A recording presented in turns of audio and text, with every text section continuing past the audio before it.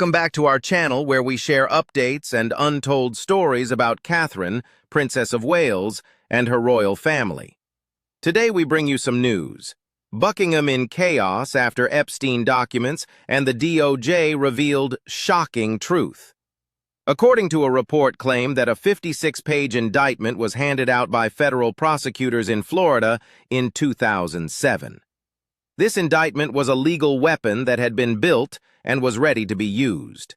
Its purpose was to smash Jeffrey Epstein's expanding sex trafficking organization before it could claim countless more victims. The indictment, however, was never really filed. The Department of Justice, which had taken an oath to uphold the law, instead quietly disregarded it, a move that permitted a predator to continue to roam free for another 12 years. This act of institutional treachery would reverberate for decades to come. Now, millions of newly released internal files are revealing not only how that first critical failure occurred, but also how it became the blueprint for a sprawling cover-up that would span 2 presidencies, protect a web of powerful men, and expose a rot that reaches into the highest echelons of American government today. This cover-up would last for 2 decades. New files expose a decade of lies, cover-ups by the DOJ, and a protected inner circle in the Epstein conspiracy. A decade of lies. Since the beginning of time, the narrative of Jeffrey Epstein has been a bleak record of the depravity of individuals. The unsealing of these records, however, changes it into something far more sinister. The anatomy of a systematic conspiracy, not just by one guy and his accomplices, but by the institutions that are to be responsible for stopping him. There is no longer a single monster at issue here. The strong forces that kept him nourished, the political friends who lied for him, and a Department of Justice that, time and time again, chose to defend the powerful over the vulnerable, are all part of the story.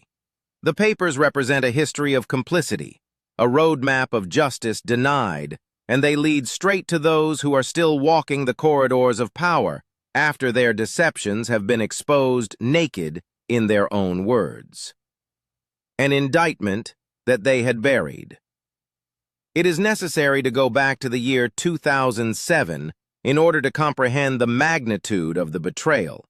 It was not until recently that the whole world became completely aware of the scope of Epstein's operation. Nevertheless, a committed group of federal prosecutors in Florida was aware of it. They had finished the laborious task, which included conducting interviews with adolescent females who had experienced trauma, collecting evidence, and painstakingly assembling a case. It was not a little charge or a weak allegation that was the end result. Rather, it was a thorough draft indictment that was 56 pages long.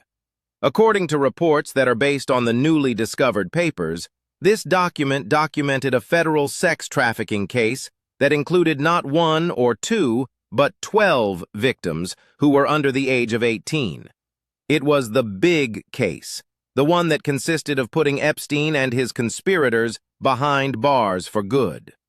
This enormity of a draft indictment is not something that can be considered an intellectual exercise inside the environment of federal law enforcement. It is the climax of a grand jury procedure, the culmination of thousands of hours of investigation effort, and the completion of a consensus among line prosecutors that they have the evidence, the goods, to obtain a conviction. Specifically, it is a declaration of war against a criminal organization. On the other hand, this proclamation was ignored. The indictment was destroyed, both figuratively and perhaps physically, before it was even brought into a courtroom to be considered. There was no need for it. An individual by the name of Alex Acosta, who was the most senior federal prosecutor in the district at the time, was in charge of overseeing the decision. Years later, Acosta would become a household figure as Donald Trump's Secretary of Labor, a post from which he would be forced to resign in disgrace directly because of his involvement in this original sin. Acosta's resignation would be a source of shame for him. The notorious non-prosecution agreement that Acosta offered Epstein was a secret, astonishingly lenient arrangement that comprised a paltry 13 months in a secluded wing of a county prison for soliciting prostitutes. For years, Acosta and his apologists contended that this was the best they could obtain for Epstein. They portrayed a picture of a tough and complicated case in which the evidence was scant and the witnesses were untrustworthy or difficult to believe. Pragmatism in the prosecution was the theme of this tale. The recently disclosed files completely disprove that scenario.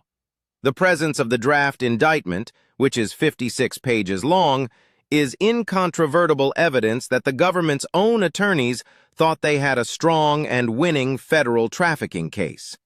The decision to not file it was not a reflection of a poor case. Rather, it was a purposeful choice at the hands of those in authority to destroy a strong case. Former federal prosecutors who spoke on the condition of anonymity in order to discuss matters pertaining to the dynamics inside the Department of Justice characterized such a move as being practically unimaginable. The fact that a completely prepared indictment for several victims of trafficking was dismissed by leadership indicates that there was either a significant amount of pressure from outside sources or a level of political calculation that was in direct opposition to the Department of Justice's primary function. In the end, who made the decision? Perhaps Acosta, a guy with his own political aspirations, was the only one who issued the order.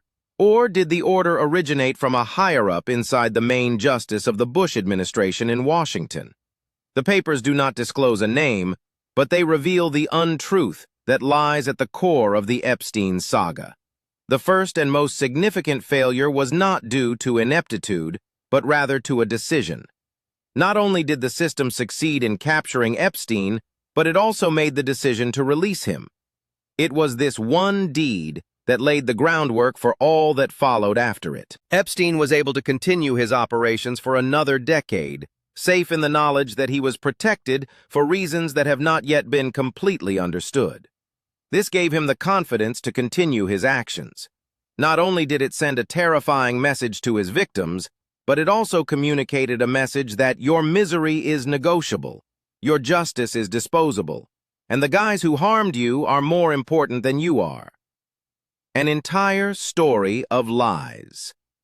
The release of Jeffrey Epstein from the prison agreement he had made with his fiancée allowed him to return to the illustrious world of high finance and society. Although he was a convicted sexual offender, his reputation among the elite seemed to have remained remarkably unchanged.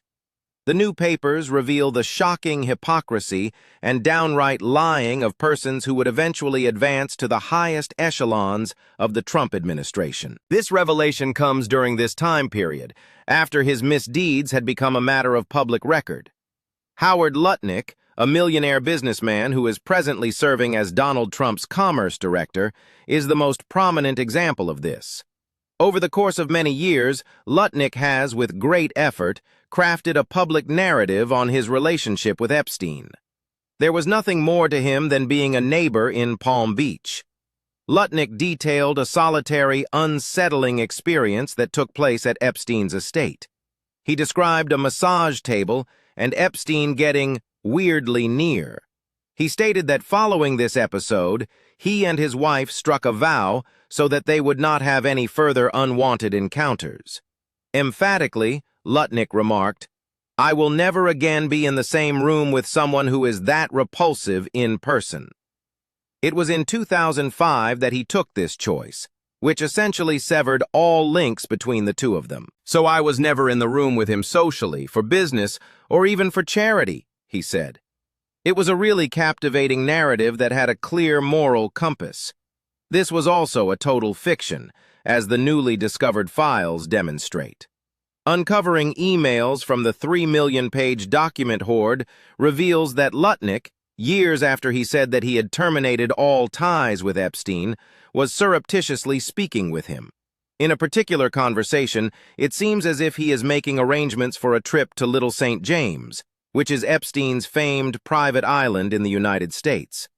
The Virgin Islands, which the prosecution would later identify as the hub of his trafficking organization, was the location in question. Additionally, Lutnick's own family was away on vacation at the time that the email was received. Lutnick received a follow-up email from an Epstein colleague that simply said, "Nice to see you," which clearly suggests that the visit took place. An example of intentional deceit is the gap that exists between Lutnick's public pronouncements of distaste and the activities he does in his private circumstances. A seat in the United States cabinet is a position of public trust that requires, at the very least, a basic level of honesty. There is no constitutional right to serve in the cabinet of the United States. Not only is it a matter of why Lutnick connected with a known sexual offender, but it is also an issue of why he felt the need to lie about it in such a very public and blatant manner. According to political experts, such a falsehood is indicative of a strong feeling of impunity, which is a notion that is prevalent among the very rich and politically connected individuals over the fact that their private history may be rewritten at whim. Despite the fact that he was aware of the truth and that there was a trail of emails, he bet that it would never reach the surface. A current member of a prospective future cabinet has been revealed as having lied to the American people about his association with one of the most prominent criminals of the 21st century. This risk has now backfired, leaving the incumbent member exposed as having disclosed his lies. Because Lutnick has made previous remarks in public, this revelation is much more peculiar than it already was.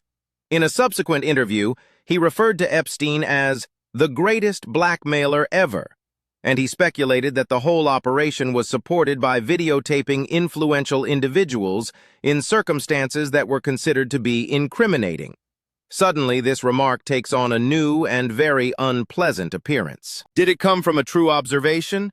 Or was it a type of psychological projection made by someone who had direct experience with Epstein's power? Additionally, it directly contradicted the official line that was taken by other figures in the Trump administration, such as Pam Bondi, who publicly insisted that there was no evidence of blackmail. This internal conflict reveals an administration that is in disarray, with officials telling contrasting accounts of a scandal that affected their inner circle. Lutnick is not the only one. Additionally, the data showed that Elon Musk, a mega-donor and recent Trump friend, sent an email to Epstein's circle on the possibility of visiting the island. Musk asked in an email that has since become notorious what day/night would be the craziest party. Although Musk has subsequently said that he never actually visited the island, the email reveals a clear and purposeful desire to mingle in a location that he clearly connected with crazy conduct. Indeed, the time frame is remarkable. Musk would make a cryptic suggestion that Trump's name was in the Epstein files, which was a blatant effort at misdirection, years later after he had a public disagreement with Trump. That Musk was fully aware that his own name was included in those files, which were tied to an effort to party on a predator's island, is something that we now know. It was a typical example of someone accusing another person of committing a sin that they themselves are aware they own. These are not just examples of guilt by association, rather they are recorded incidents of prominent individuals lying about their closeness to a criminal conspiracy. This raises the issue that cannot be avoided. What else are they concealing? With regard to the chart of conspiracies, the ghosts are the ones who appear. When the Department of Justice of the Trump administration finally did prosecute Jeffrey Epstein on federal sex trafficking charges in 2019, it seemed as if justice might finally be served. There were allegations that Epstein had engaged in sexual trafficking. The continuous investigative journalism of the Miami Herald was the driving force behind convincing them to take this step. But Epstein's death in a federal detention cell, under the watchful eye of Trump's Attorney General William Barr, and in the middle of security camera footage that had mysteriously lost itself, ensured that he would never be required to go before a jury. Following the occurrence of the events that took place, the Department of Justice's efforts to pursue charges against the bigger conspiracy have been a resounding failure, according to every objective measure. There is just one person who has been found guilty of charges linked to her role in the enormous corporation as of this time, and that person is Ghislaine Maxwell. These newly uncovered data provide insight on the intended nature of that failure, which was previously unknown. Among the pile of documents is a rare artifact that was discovered during the FBI investigation. On their own, the Federal Bureau of Investigation constructed a mob-style organizational structure. This chart was created all by themselves.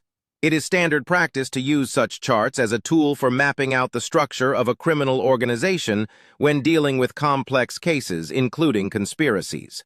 The kingpin, who is at the center of the organization, is the starting point for this hierarchy, which moves on to include the financiers, recruiters, and enforcers who are responsible for making the operation possible.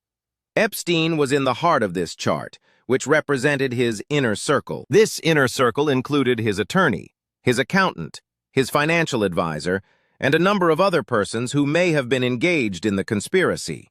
Epstein was the most prominent figure in this chart. In essence, it was a strategy for moving forward with the prosecution from that point on. On the other hand, the Department of Justice has almost entirely ignored it on many occasions, first under the presidency of Donald Trump, and then again during the administration of Joe Biden. There are a lot of names and relationships in the table, and they served as leads that federal authorities obviously thought were important enough to investigate further. What were the factors that led to the decision not to indict these individuals? When the government admitted in court documents that it was involved in a huge sex trafficking network, why did it suddenly describe the situation as if it were the work of only 2 people? When it comes to this lack of action, retired FBI agents have expressed their confusion. When it comes to the process of deconstructing a network, this particular sort of organizational chart functions more as a template than it does as a tool for administrative purposes. The act of constructing the design and then removing oneself from it is analogous to delivering a direct direction to take a seat. In spite of the fact that the federal statute preserves the confidentiality of this chart, the fact that this map is available raises some of the most pressing concerns about the whole affair. Who were the other individuals who were involved in the illegal activities? What were they? Someone who was aware of what was going on yet chose to ignore it while it was happening during the event. Who was accountable for the abusive treatment of the victims? Who was the source of the financing for the operation? And who was involved in the trafficking of people? At the absolute least, the government has a comprehensive map of the people it believes to be engaged in the incident they are investigating. According to the chart, the investigation was not difficult because there were not enough leads. Rather, it was difficult because there was not enough determination to investigate. As a consequence of this institutional stalemate, victims and the general public are now in a position of discomforting limbo. Despite the fact that the government acknowledges the existence of a broad sex trafficking network, it has no intention of prosecuting any of the individuals who are involved in this network. As a result of this contradiction, Democrats in Congress have been forced to take the unusual step of using their own subpoena power in order to make an effort to get material that the Department of Justice seems to be reluctant to pursue. They are making an attempt to carry out the responsibilities that the law enforcement agency that is widely regarded as the most effective in the nation has forgotten to carry out. The specters on that conspiracy chart continue to haunt this inquiry, despite the fact that the very group that first identified them as suspects is keeping their identities disguised to protect their anonymity. Their freedom is the most powerful proof of a cover-up, and it acts as a silent testimony to the truth that people who occupy positions of authority continue to relegate duty to the status of an optional and easily avoidable annoyance. Contained in 200,000 pages, secret information.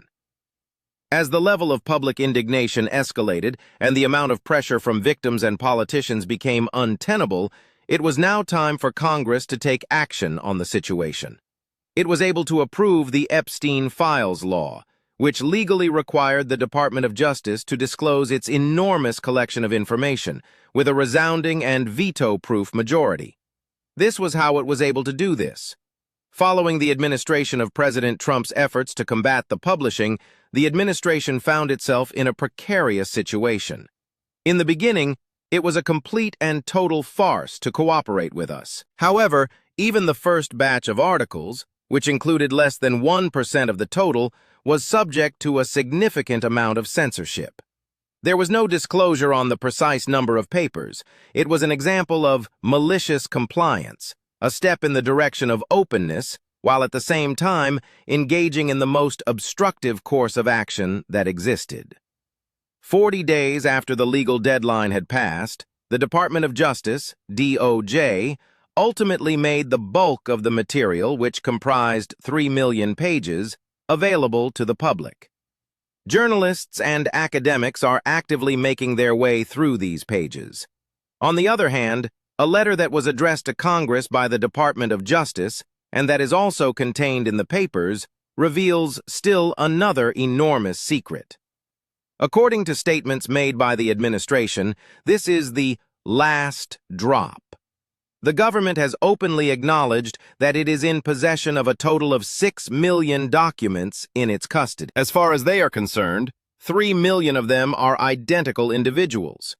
On the other hand, they have acknowledged withholding an additional 200,000 documents, and they said that they had delayed the release of these materials by arguing that they have legal privilege. The concept of privilege, which most often relates to the confidentiality that exists between an attorney and their client, is considered to be one of the most treasured ideas in the area of law. It serves as a shield to ensure that the legal process is carried out in a way that is neutral and impartial. On the other hand, when it is carried out by the government on such a massive scale, it has the potential to become a sword that lessens the responsibility of the people. What legal privilege could possibly justify the concealment of 200,000 pages of evidence when it comes to a sex trafficking operation that has been operating for decades?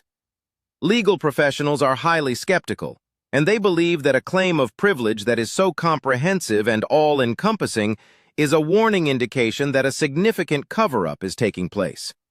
This is, without a doubt, the best evidence.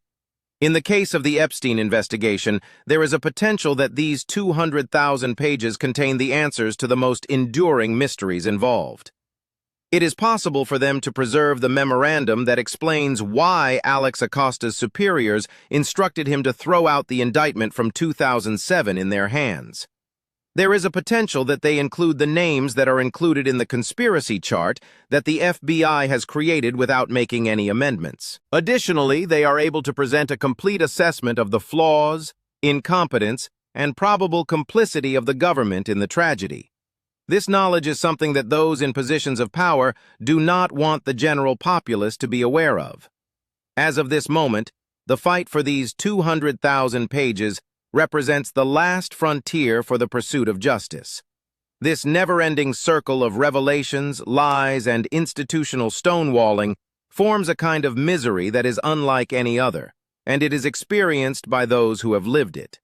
The fumbled and delayed delivery of the material was described by one of the survivors as a sort of additional intimidation, which was a feeling that they all recognized from their time spent in Epstein's circle that they had experienced via their own personal experiences. The actions done by the government have the appearance of being a power play, which is to say that they are a continuation of the same dynamics of control and concealment that allowed Epstein to survive for such a significant amount of time. But they have not yet triumphed in their conflict. Another advocate for victims of this atrocity said, "This is not done until we say it is completed," referring to the situation. Through the millions of pages that we have been able to examine, we have come to the realization that the story is one of basic and recurrent failures on the side of institutions. To a larger extent than ever before, our understanding of the lengths that federal officials, important persons, and their well-paid colleagues were willing to go to in order to hide these secrets has expanded. This is a significant improvement over the previous state of affairs. It is clear that they were not merely protecting a single sex trafficker who had lately died away. This is the meaning that is visible. The individuals were protecting themselves from potential harm. For more specific purposes, they were protecting a system that allowed them to operate in a way that was in accordance with the law. They were supporting a government that, when faced with a choice between ensuring justice for abused children and offering comfort to the powerful, regularly and disastrously selected the latter option. They were protecting a government that had made this decision. However, the overarching structure of the story can now be seen with the naked eye for the first time in a very long time. No one has access to the whole truth at this time. Thank you for watching the video. Please let us know your thoughts and goodbye for now.